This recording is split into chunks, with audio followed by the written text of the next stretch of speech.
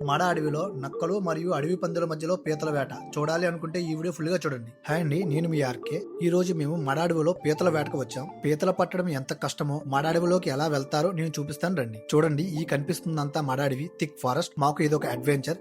చిన్న నాటు పడవలో వెళ్తాను. ఇంజిన్ ఏమీ ఉండదు, మాన్యువల్ గానే నెట్టుకెళ్ళాలి. ఎంట్రన్స్ లోనే మాకు గోదావరి కనిపించింది. చాలా ప్రశాంతంగా అనిపించింది. మా వెస్ట్ గోదావరి డిస్ట్రిక్ట్ లో ఇంత బ్యూటిఫుల్ ప్లేస్ ఎప్పుడు చూడలేదండి. లొకేషన్ చాలా బాగుంది. అమెజాన్ ఫారెస్ట్ లో ఉన్నట్టుంది. మడ అడవిలో పీతల వేటకు వెళ్లే ముందు రుచికరమైన పీతల కూరతో భోజనం అద్భుతంగా ఉందండి.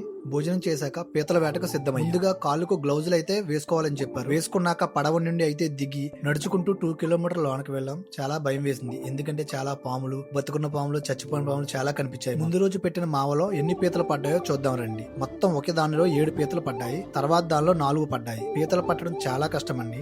మావలు దగ్గరగా పెడితే పీతలు పడవంటండి. అందుకనే చాలా లోనికి మావలు తీసుకెళ్లి పెడుతున్నారు. ఈ పీతలు సముద్రం పోటు టైంలో సముద్రం నుండి వస్తాయంట. ఇక్కడ పీతలు పట్టడం చాలా కష్టం. ఎక్స్పీరియన్స్ లేకపోతే ఫింగర్స్ కట్ అవుతాయంట. వీళ్ళు మావ పెట్టేటప్పుడు మావకి 200 మీటర్ డిస్టెన్స్ లో పెడతారు. ఈ ఏరియాలో 50 మందికి పైగా డైలీ ఇదే విధంగా పీతలు పడుతూ ఉంటారంట అండి. చాలా మంది ఉన్నారంట. ఇంకా చూడండి, ఇది నేను ఎలా పట్టుకున్నా గానీ ఎలా విడిపించుకోవాలని ట్రై చేస్తుందో, చాలా ఫోర్స్ గా ట్రై చేస్తుంది. మేము ఇంకో మావని నెత్తుకుంటూ వచ్చాము. ఇది చాలా లోనక పెట్టారు. చాలా దట్టంగా ఉంది.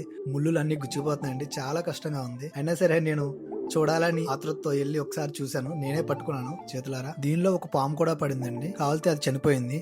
దీంట్లో ఇంచుమించుగా 6 పీతల దాకా పడినాయండి. చాలా బాగున్నాయి. పాము చూడండి ఎలా కనిపిస్తుందో దాంట్లో. చివరికి మావలన్నీ కలెక్ట్ చేసుకుని మేము బోటి దగ్గరికి తిరిగి రావడం జరిగిందండి. ఇవన్నీ చేయడానికి మాకు 4 అవర్స్ పైనే పట్టేసిందండి. చాలా ఇబ్బంది అయింది. బురదలో చాలా లోతు కూరుకుపోయాము. బట్టలన్నీ పాడైపోయి మొత్తానికి. మేము ఇవన్నీ చూపించడానికి ఒక గ్రేట్ పర్సన్ ఉన్నారండి. మమ్మల్ని చాలా బాగా రిసీవ్ చేసుకున్నారు. మంచి ఫుడ్ కూడా పెట్టారు. అతని గురించి తెలుసుకోవాలంటే పార్ట్ 2 అని కామెంట్ చేయండి.